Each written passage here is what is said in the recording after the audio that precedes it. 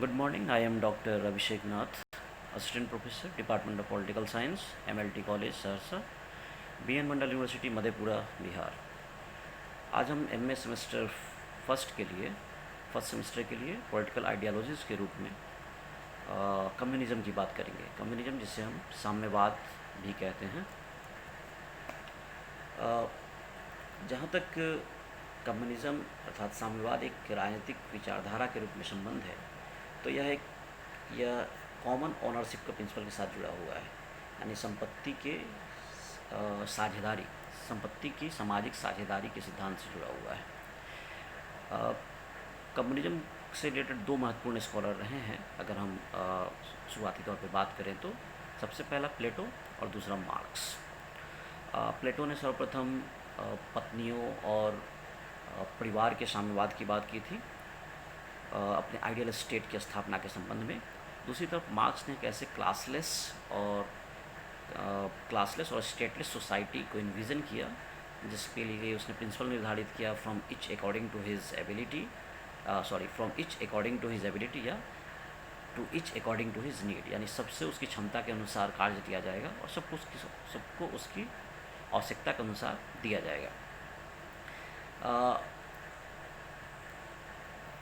लेकिन दिक्कत यह है कि साम्यवाद से संबंधित ये दोनों ही विचार एक कंक्रीट शेप नहीं ले पाए, और जिसके कारण इसे कम्युनिज्म को कई बार हम यूटोपियन भी यानी कल्पना लोक के रूप में भी संज्ञा प्रदान करते हैं।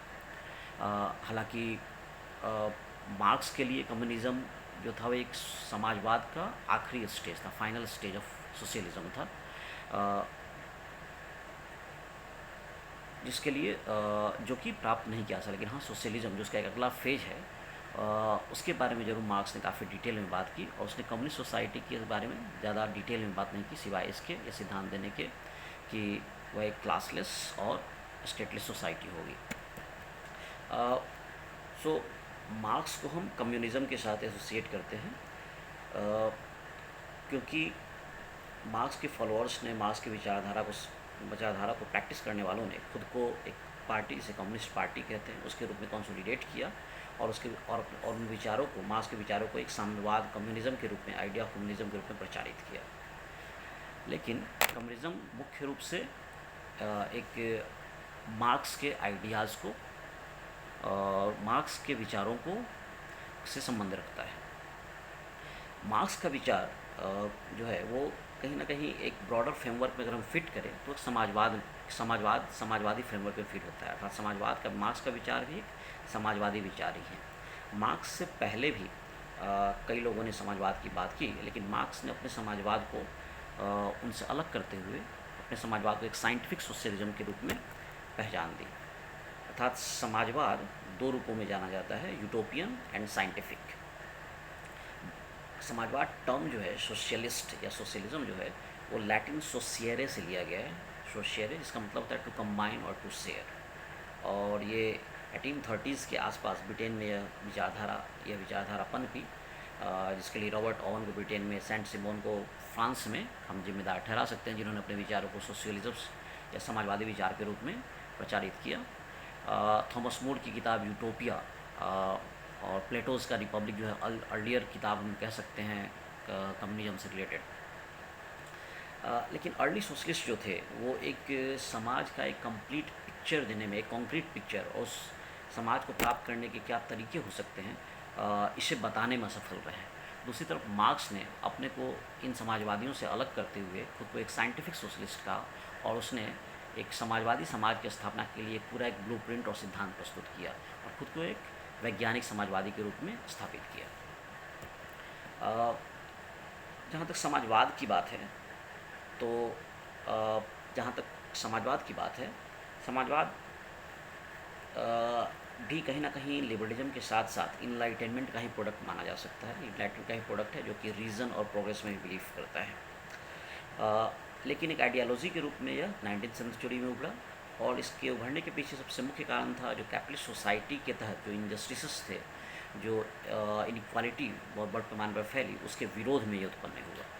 अगर हम most significant feature of socialism की बात करें, सबसे महत्वपूर्ण जो बिंदु सोशलिज्म के क्या रहे हैं, तो वह कम्युनिटी या लिबरलिज्म के ये इंडिविजुअलिज्म के अगेंस्ट कम्युनिटी की बात करता है, या कम्युनिटी की रैशनैलिटी बिलीव करता है। दूसरा कोऑपरेशन या व्यक्तियों के बीच कोऑपरेशन की बात करता है, सेल्फ ईगोइस्टिक इंडिविजुअल की बात नहीं करता है। तीसरा इक्वालिटी, साथ ही मानवों की समानता की बात करता है। सोशल क्लास या सोसाइटी के अंदर समूहों को एक सोशल क्लास के रूप में देखता है। तो सोशल क्लास मुख्य रूप से दो वर्गों में बटे हुए हैं। पहला वर्ग वो है जो कि संपत्तिशाली वर्ग है, और दूसरा वो है संपत्ति विहीन या लेबर क्लास है। और चौथा पांचवा कॉमन ऑनरशिप, अर्थात समाज में जो भी संपत्ति है वो सबकी साझी संपत्ति होगी। तो ये सोशलिज्म के सबसे सिग्निफिकेंट फीचर्स हैं। सोशलिज्म के अंदर भी बहुत कई सारे ब्रांड हैं, सोशलिज्म के अंदर भी कई सारे ब्रांड हैं, और इनके बीच ये जो डिफरेंसेस है वो मुख्यतः इस बात पे है, वो मुख्यतः दो बातों पे है। पहला ये कि सोशलिज्म का गोल क्या है, अर्थात आप किस तरह के समाज की स्थापना करना चाहते हैं, गोल्स या एंड्स का। और दूसरा क्या है, सोशलिज्म के उस गोल को अचीव करने के लिए हम किस रास्ते को फॉलो करें।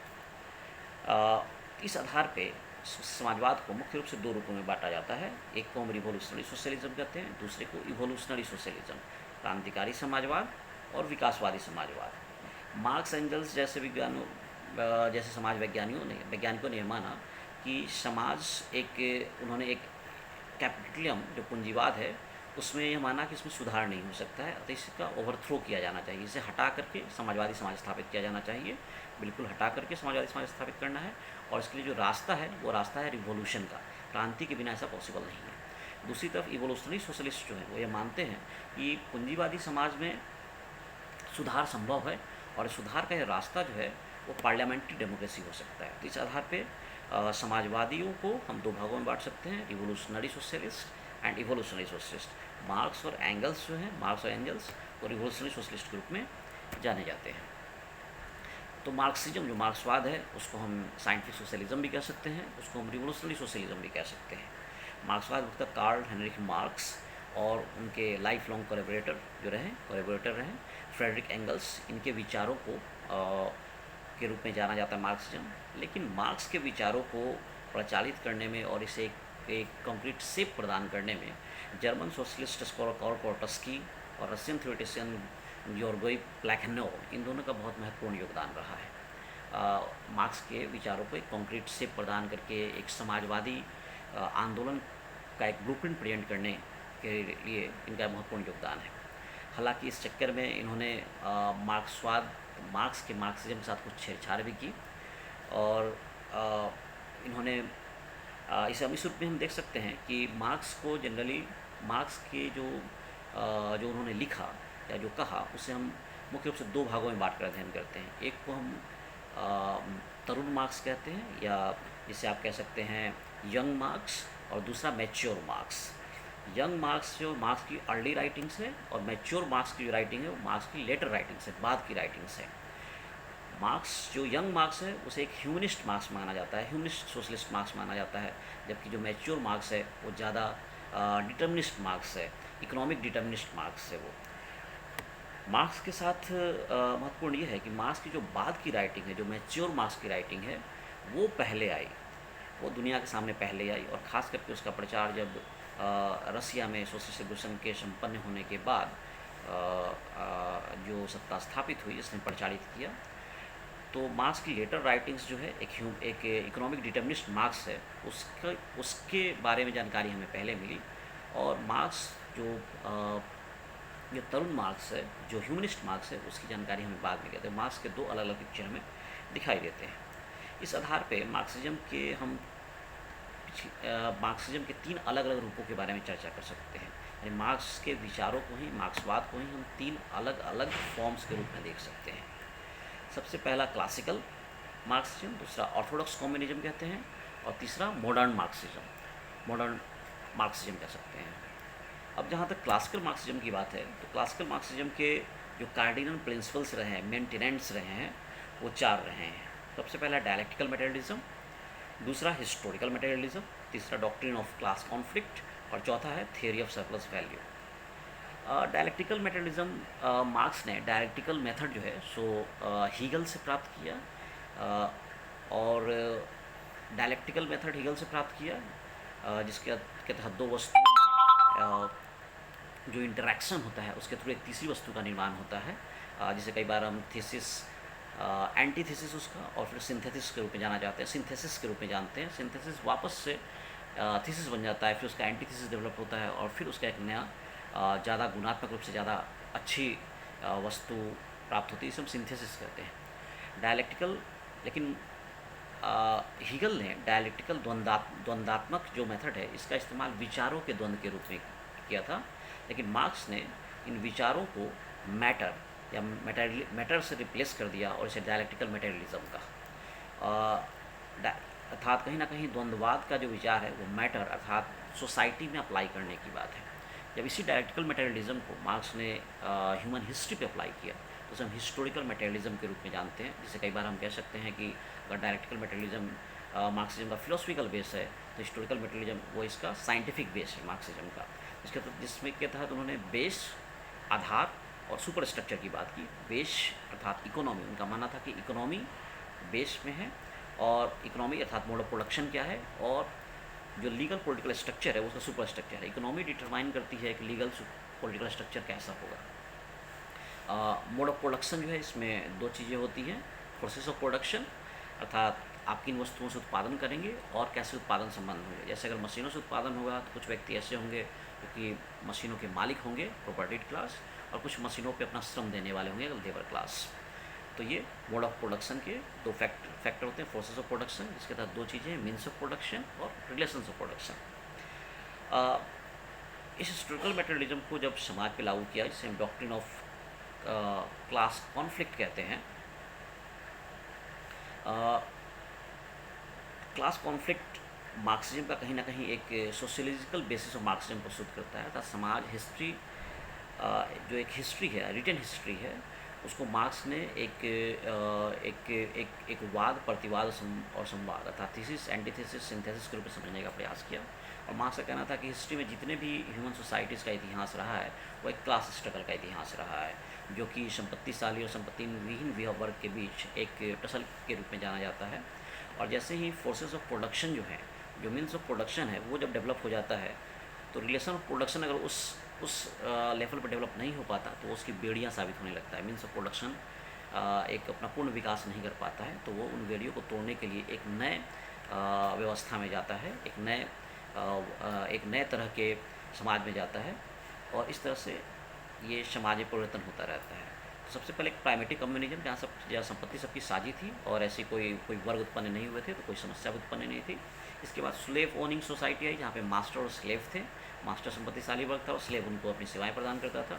इसके बाद फ्यूडल सोसाइटी आई, जिसमें लॉर्ड और सर्व्स हुआ करते थे। कैपिटलिस्ट सोसाइटी में कैपिटलिस्ट और वर्कर हैं, और मार्क्स का मानना था जब सोशलिस्ट कम्युनिस्ट सोसाइटी आएगी तो सोशलिस्ट सोसाइटी में जो लोग होंगे वहाँ सभी काम करेंगे, लेकिन कम्युनिस्ट सोसाइटी, सोशलिस्ट सोसाइटी में जो पुराने कैपिटलिस्ट हैं वो भी लेबर वर्ग में शामिल हो जाएंगे। कम्युनिस्ट सोसाइटी जो होगी एक क्लासलेस सोसाइटी होगी, और इसलिए स्टेटलेस सोसाइटी भी होगी, क्योंकि मार्क्स का मानना था कि स्टेट जो है एक इंस्ट्रूमेंट ऑफ ऑपरेशन है, शोषण करने का साधन है। तो अगर सोसाइटी क्लासलेस होगी तो फिर स्टेट की ज़रूरत नहीं पड़ेगी।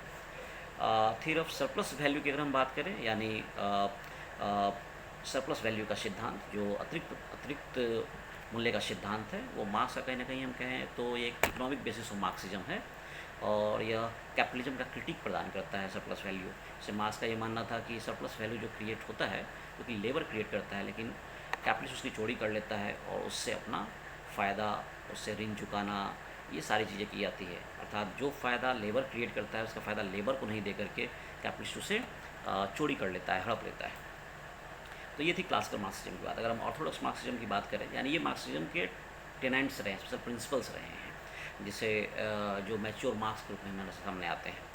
ऑर्थोडॉक्स कम्युनिज्म एक तरह से मार्क्सिज्म 20th सेंचुरी मार्क्सिज्म है, जब रशियन रिवोल्यूशन के बाद 1917 में कम्युनिस्ट मूवमेंट सफल हुआ और बोल्शेविक नेताओं ने सत्ता हासिल की कम्युनिस्ट पार्टी के रूप में खुद को कंसोलिडेट करके। तब उन्होंने कम्युनिस्ट इंटरनेशनल की स्थापना की, जिसे कई बार हम कॉमिंटर्न भी कहते हैं, 1919 में। और एक तरह से कहें तो ये मार्क्सिज्म थियोरेटिकल मार्क्सिज्म का एक प्रैक्टिस में लाना था। जब मार्क्सिज्म को प्रैक्टिस में लाया गया तो इसकी व्याख्या मुख्य रूप से लेनिन और स्टॉलिन ने की। तो कई बार इसे हम ऑफिशियल मार्क्सिज्म भी कहते हैं। और उस समय मॉस्को, रसिया की राजधानी जो है मॉस्को, और वहाँ से जो मार्क्सिज्म का इंटरप्रिटेशन किया जाता था उसे ही एक अथॉरिटेटिव इंटरप्रिटेशन माना जाता था मार्क्सिज्म का। लेकिन लेनिन ने मार्क्सिज्म में कुछ महत्वपूर्ण सुधार किए।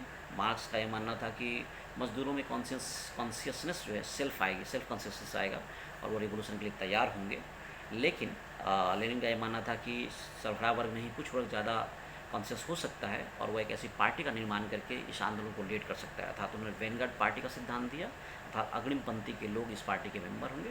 वैनगार्ड पार्टी इन लोगों का नेतृत्व करेंगे। उसके बाद उन्होंने डेमोक्रेटिक सेंट्रलिज्म की बात की, अर्थात यहाँ पे एक, अगर हम पिरामिड के आकार को समझें तो नीचे बड़े पैमाने पे लोग ग्रासरूट लेवल पर होते हैं जो कि अपने से ऊपर लेवल के लोगों को चुनते हैं, उस लेवल के लोग इंटरमीडिएट लेवल के लोग सर्वोच्च ऊपर के लोगों को चुनते हैं, अर्थात और उनकी संख्या भी कम होती जाती है।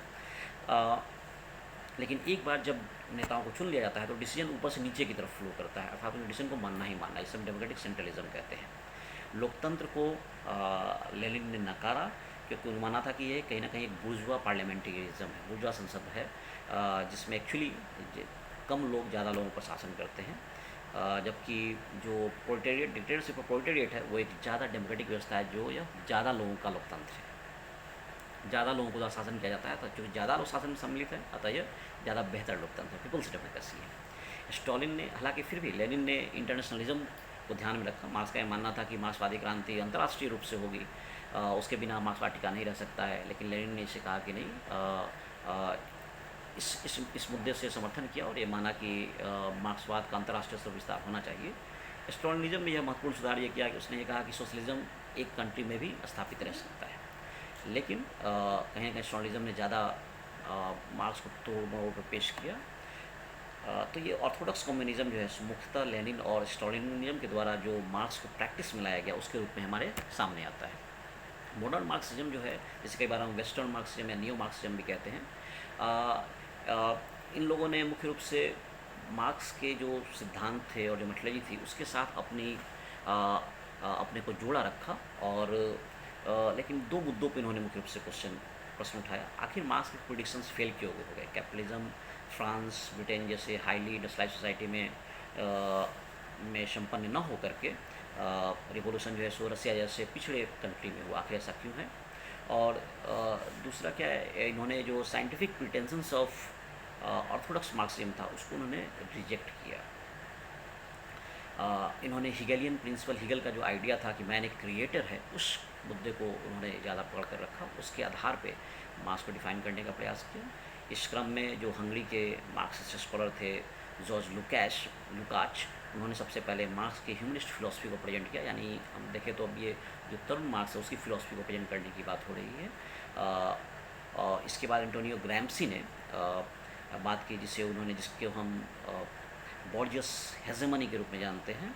हेजेमनी अर्थात एंटोनियो ग्रैम्सी का कहना था कि पूंजीवादी समाज न केवल कोर्सन से बल्कि एक कॉन्सेंट के थ्रू भी शासन करता है, और ये कॉन्सेंट प्रोड्यूस किया जाता है जिसे हम हेजेमनी कहते हैं, जिसे मजदूर वर्ग यह समझ कर स्वीकार कर लेता है कि उनके फ़ायदे में है और वो पूंजीवादी व्यवस्था का समर्थन करने लगते हैं। अतः लड़ाई जो है केवल इकोनॉमिक बेस पे ही नहीं होनी चाहिए बल्कि आइडियोलॉजिकल लेवल पर भी होनी चाहिए। महत्वपूर्ण सुधार था जो मार्क्सिज्म में एंटोनियो ग्रैम्सी ने किया। इसके बाद तीसरा महत्वपूर्ण स्कूल, इसे हम कई बार फ्रैंकफर्ट स्कूल कहते हैं और इसे क्रिटिकल थियरी के रूप में भी जानते हैं। इसे मुख्य रूप से थियोडोर अडॉर्नो, मैक्स हॉर्खीमर और हर्बर्ट मार्क्यूजे, इन लोगों ने इसे आगे बढ़ाया। इन लोगों ने मार्क्सिस्ट पॉलिटिकल इकोनॉमी, हीगल की फिलॉसफी और फ्रूड की साइकोलॉजी को मिला करके एक सिद्धांत प्रस्तुत किया, और ये न्यू लेफ्ट जो समय उभर रहा था उसको इन्होंने कहीं ना कहीं काफ़ी सपोर्ट प्रदान किया। लेकिन इसके बाद इसमें एक्जिस्टेंशियलिज्म और कई बार एनार्किज्म को भी सम्मिलित कर लिया गया, जिससे कारण जो मॉडर्न मार्क्सिज्म है काफ़ी डिफ्यूज हो गया, और ये सिद्धांत जो है सो कई सारे धाराओं में निकल पड़ा। लेकिन फिर भी कॉमन थीम रहा जो इनके साथ रहा, और ये कि कहीं ना कहीं इन्होंने जो ऑपरेसिव सिस्टम का सिद्धांत था मार्क्स का, उसको इन्होंने रिजेक्ट किया। वर्किंग क्लास एक एजेंट ऑफ रिवोल्यूशन है, उससे डिसइल्यूजनमेंट हो गया कि वो वर्किंग क्लास ही केवल एक एजेंट ऑफ रिवोल्यूशन हो सकता है। इन्होंने पर्सनल ऑटोनॉमी को ज़्यादा, personal autonomy, self fulfilment, liberation को ज़्यादा महत्व प्रदान किया, और इन्होंने डिसेंट्रलाइजेशन और पार्टिसिपेटरी डेमोक्रेसी पर भी इन्होंने फोकस किया।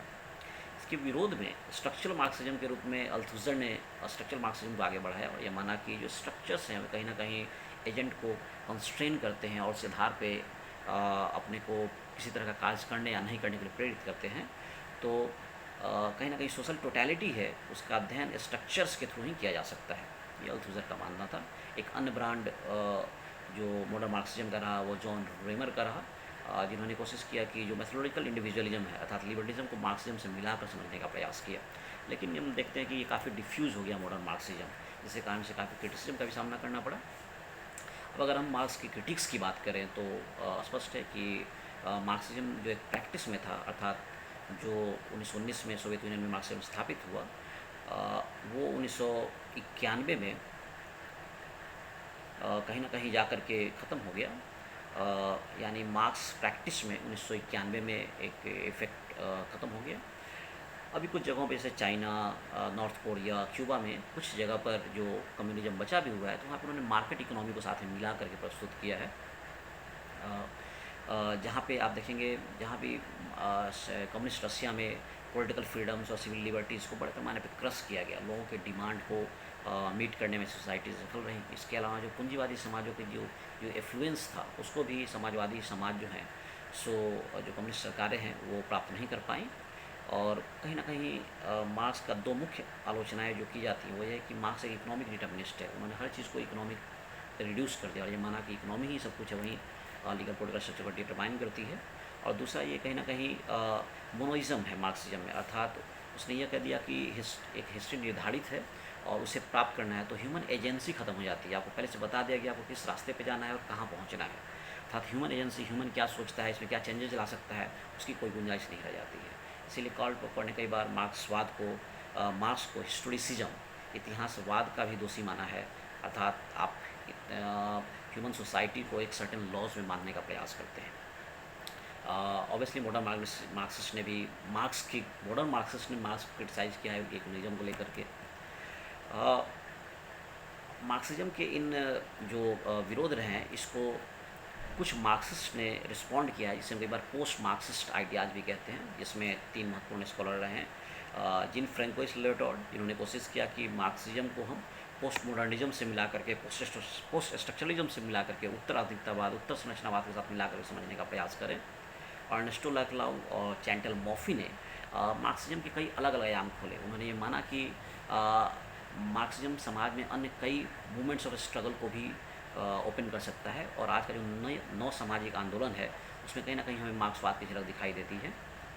तो पोस्ट मार्क्सिस्ट ने इसको कहीं ना कहीं न्यू सोशल मूवमेंट से को इसके साथ अटैच करने का प्रयास किया है। तो इस प्रकार हम देखते हैं कि 21st सेंचुरी में अगर मार्क्सिज्म जीवित रहेगा तो शायद एक एंटी कैपिटलिज्म के रूप में ज़्यादा उभर कर सामने आ सकता है।